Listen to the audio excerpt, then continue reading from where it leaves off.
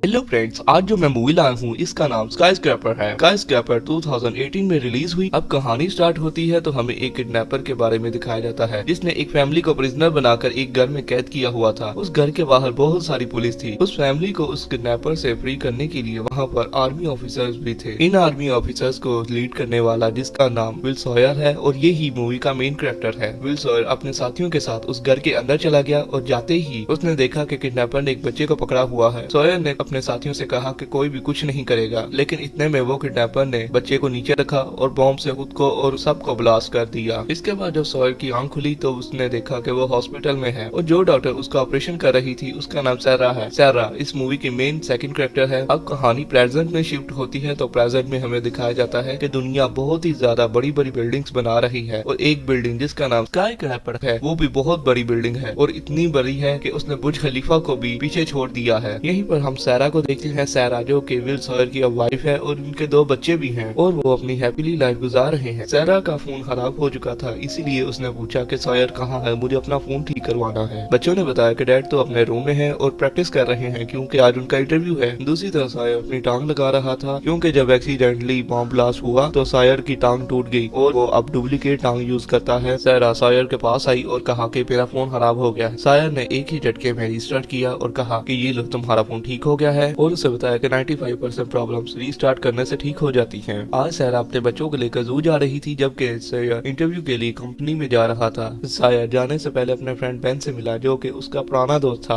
और उसी की मदद से वो इंटरव्यू देने के लिए जा रहा था। सैयर उस कंपनी में गया और वहाँ के सिक्योरिटी सिस्टम को चेक करता है और कंपनी ओनर को अपना प्रोजेक्ट दिखाता है। कंपनी ओनर को उसका प्रोजेक्ट बहुत ही ज्यादा पसंद आया। कंपनी ओनर ने कहा कि मैं तुम्हें अभी ही अपॉइंट करता हूँ और उसे वो टैबलेट दिया जो कि सिक्योरिटी का मेन था और कहा कि जब भी तुम चाहोगे तुम अपने फेस से इसे असेस कर सकोगे। कंपनी ओनर का नाम जायो था। जायो बहुत ही बड़ा बिजनेसमैन और मिलियनेयर इंसान था। जायो और सायर दोनों एक रूम में गए जो कि फुल ग्लास रूम था। इसके बाद जायर ने वहाँ पर अपना स्किल्स को यूज किया और फिर से उस रूम को एक ऐसा रूम बनाया जो कि नीचे से भी बिल्कुल देखा जा सकता था और जायो ने बताया कि ये रूम फुल 3D रूम है। बाहर सायर के फ्रेंड ने भी किसी को बता दिया कि उसे टैबलेट मिल गया है। इसका मतलब ये था कि वो अच्छा इंसान बिल्कुल नहीं है और वो इस कंपनी को तबाह बर्बाद करना चाहता है। कंपनी इंटरव्यू से वापस आते हुए सॉयर और बेन आपस में बातें कर रहे थे। इतने में एक किडनैपर आया और वो सॉयर से उसका बैग लेकर भाग गया। किडनैपर ने सॉयर को एक कट भी लगा दिया जिससे सॉयर का खून निकलने लगा और अब सॉयर को बैंडेज की जरूरत थी, इसलिए बेन उसे अपने घर ले गया और उसकी बैंडेज की। इतने में सॉयर को सैरा का फोन आया। सैरा ने बताया कि उसके बेटे की तबीयत खराब हो गई है और वो अब वापस आ चुके हैं अपने घर में। सॉयर की फैमिली स्कैपर बिल्डिंग में रहती थी। सॉयर ने बेन से कहा कि मुझे अपनी फैमिली के पास वापस जाना होगा और वहाँ से वापस जाने लगा, लेकिन बेन ने कहा कि मुझे ये टैबलेट चाहिए वरना मैं तुम्हें मार दूंगा। सायर ने उससे कहा कि तुम मेरे दोस्त हो, तुम ये क्या कर रहे हो, लेकिन इतने में वो दोनों लड़ना शुरू कर देते हैं। लड़ते हुए बेन सायर को शूट करने ही वाला था लेकिन सायर ने उसे शूट कर दिया। दूसरी तरफ कुछ लोग बिल्डिंग में एक होल से आए और उन वर्कर्स को मारने के बाद उन वर्कर्स के कपड़े खुद पहन लिए। सैरा और बच्चे अपने फ्लैट के पास थे। इतने में वो लोग वहाँ से निकले। सैरा ने उन्हें देखा और देखने के बाद शक में पड़ गई कि ये लोग कौन है और ये क्या करने आए हैं यहाँ पर। जो लोग कंपनी को बर्बाद करने के लिए आए थे इनके लीडर का नाम कोरस था। कोरस अपने साथियों के साथ मिलकर उस जगह को आग लगा देता है, लेकिन इतने में बिल्डिंग का सिक्योरिटी सिस्टम एक्टिव हो गया जिससे ज्यादा आग नहीं फैल रही थी। कंपनी ओनर जो कि टॉप फ्लोर पर था उसने भी देखा कि आग लग गई है बिल्डिंग में और वो भी बिल्डिंग से आग बुझाने की कोशिश करता है। इस तरह सायर बेन के फ्लैट से बाहर निकलता है, लेकिन इतने में कुछ लोग सामने से आ जाते हैं और उस पर फायर करना शुरू कर देते हैं। सायर खुद को बचाते हुए वहाँ से निकला, लेकिन वहाँ पर एक सामने से लड़की आ गई जिसने उसके टैबलेट छीना और उसके फेस से एसेस लेकर वहाँ से निकल गई। निकलते ही उस पर बहुत ज्यादा पुलिस ने अटैक कर दिया। सायर भी वहाँ से अपनी जान बचाकर भाग गया। अब उसकी फैमिली स्केपर बिल्डिंग में फंसी हुई थी जहाँ पर आग लग चुकी थी, इसीलिए वो अपनी फैमिली को बचाने के लिए खुद ही निकल गया। स्केपर बिल्डिंग के पास पहुंचकर उसने अपनी वाइफ को कॉल की जिसने बताया कि यहाँ पर आग लग चुकी है। सायर ने सारा से कहा कि तुम सिक्योरिटी पैनल के पास जाओ, मैं तुम्हें बताऊंगा कि तुम्हें क्या करना चाहिए। दूसरी तरफ किडनैपर्स के पास अब वो टैबलेट भी था जिससे वो फुल सिक्योरिटी असेस कर सकते थे और वो एक हैकर की मदद से तमाम सिक्योरिटी असेस हासिल कर लेते हैं और वो और ज्यादा आग को भड़का देते हैं। इस तरह कंपनी ओनर ने अपने साथियों से कहा कि जाकर तमाम लोगों को यहाँ ले आओ जो कि मुख्तलिफ फ्लैट्स में हैं। ओनर के 2 साथी जो कि सारा के पास पहुंचे तो वहाँ पर और ज्यादा आग भड़क गई। इतने में सारा और सायर का फोन भी कट हो गया। बाहर हर तरफ न्यूज में यही दिखाया जा रहा था कि सायर पुलिस ऑफिसर को मारकर भाग गया है। पुलिस ऑफिसर उसे पकड़ने ही वाले थे कि सायर ने पुलिस ऑफिसर को चकमा दिया और वहाँ से भाग गया। भागकर एक क्रेन के ऊपर चढ़ा और क्रेन को एक्टिव किया। उसके पीछे बहुत सारे पुलिस ऑफिसर्स भी आ रहे थे उसको पकड़ने के लिए, बट सायर ने जंप लगाया और बिल्डिंग के अंदर चला गया। जैसे ही सायर अंदर पहुंचा तो सब लोग देखकर बहुत ही ज्यादा हुए थे। दूसरी तरफ कंपनी ओनर अपने साथियों के साथ उस जगह से निकलने ही वाला था। इतने में उसके सिक्योरिटी गार्ड ने देखा कि ये हमारा हेलीकॉप्टर पायलट नहीं है और उन पर अटैक हो गया, जिससे उसके सारे साथी मारे गए सिवाय एक एम्प्लॉय के जो कि कैरस का साथी था। कैरस ने कंपनी ओनर से कहा कि मुझे वो डिवाइस दो जिसकी मुझे जरूरत है। कंपनी ओनर के पास एक ऐसी डिवाइस थी जिसके अंदर उसके सारे अकाउंट डिटेल्स और सब कुछ था। कैरस और उसके साथी वही डिवाइस लेने के लिए यहाँ पर आए हुए थे। इतने में सिक्योरिटी गार्ड ने हेलीकॉप्टर पायलट को शूट कर दिया, जिससे वो हेलीकॉप्टर तबाह हो गया और कंपनी ओनर वहाँ से भागकर अपने ऑफिस में चला गया। अब ऑफिस की सिक्योरिटी सिस्टम को इस तरह से डिजाइन किया गया था कि कंपनी ओनर के अलावा कोई भी उसे खोल नहीं सकता था। कैरस अपने साथियों के साथ मिलकर उस रूम को खोलने की कोशिश करता है, लेकिन वो नहीं खोल पाता। इवन वो उस टैबलेट को भी यूज करने की कोशिश करता है। इस तरह सायर को जाते हुए उसकी फैमिली मिल गई, लेकिन अनलकीली ब्रिज टूट गया। सायर उस ब्रिज को पकड़ के रखता है। सायर की वाइफ अपने बेटे को लेकर आती है, लेकिन इतने में और ज्यादा ब्रिज टूट गया। अब सायर की बेटी उस तरफ थी और सायर की फैमिली बाकी इधर थी। सायर ने अपनी वाइफ और अपने बेटे को लिफ्ट में बिठाया और कहा कि 5 की गिनती पर आप लोग इस बटन को ऑन कर देना, आप लोग आग से गुजरते हुए नीचे जाओगे। और उन्हें लिफ्ट में बिठाकर लिफ्ट को फ्री कर दिया, जिससे लिफ्ट बहुत ही ज्यादा स्पीड से नीचे की तरफ जाना शुरू कर देती है। सायर की वाइफ सारा जल्दी से लीवर को ऑन कर देती है, जिससे वो सेफली नीचे पहुंच जाते हैं। अब सायर और सायर की बेटी ऊपर थे। सायर की बेटी भाग रही थी, इतने में किडनैपर्स वहाँ पर आ गए और उसे पकड़ लिया। सायर भी वहाँ पर पहुंच गया और किडनैपर ने उन दोनों को ही पकड़ लिया। उन किडनैपर्स के लीडर कैरस ने कहा कि जब तक तुम ये रूम मेरे लिए नहीं खोलोगे तो मैं तुम्हारी बेटी को मार दूंगा, और सायर की बेटी को लेकर एक तरफ चला गया। अब सायर अपनी बेटी को बचाने के लिए उस बिल्डिंग के मेन सिस्टम को चेक करता है कि जिससे तमाम रूम फ्री हो जाएं, और वो देखता है कि उस बिल्डिंग के ऊर्जा सिस्टम को फ्री करना होगा, जिससे तमाम रूम फ्री हो जाएंगे। और अब उसके पास और कोई चारा था नहीं, इसलिए वो ऐसा ही करता है। साइरस बहुत ही मुश्किल से उस जगह पर पहुंचा, लेकिन जैसे ही उसने उस सिक्योरिटी सिस्टम को फ्री किया तो आग बहुत ही ज्यादा स्पीड से ऊपर आई। साइरस बड़ी मुश्किल से उस जगह से निकला और बहुत ही ज्यादा मुश्किल से वापस बिल्डिंग में पहुंचा। बिल्डिंग में पहुंचकर वो उस रूम के अंदर चला गया और वापस से रूम बंद हो गए। उस रूम में कंपनी ओनर ने बताया कि जब मैं ये कंपनी बना रहा था तो ये किडनैपर कैरस मेरे पास आया और इसने मुझसे पैसों की डिमांड की। मैंने इसे पैसे दे दिए और मैंने अपनी डिवाइस में एक ऐसा सिक्योरिटी सिस्टम लगाया जिससे मुझे सारी ट्रैकिंग सिस्टम मिल गया इनका, और अब ये मुझे मार भी नहीं सकते, और अगर मुझे मारने की कोशिश भी करेंगे तो ये ऑटोमेटिकली सारी इन्फॉर्मेशन पुलिस के पास पहुंच जाएगी। इसीलिए इन्होंने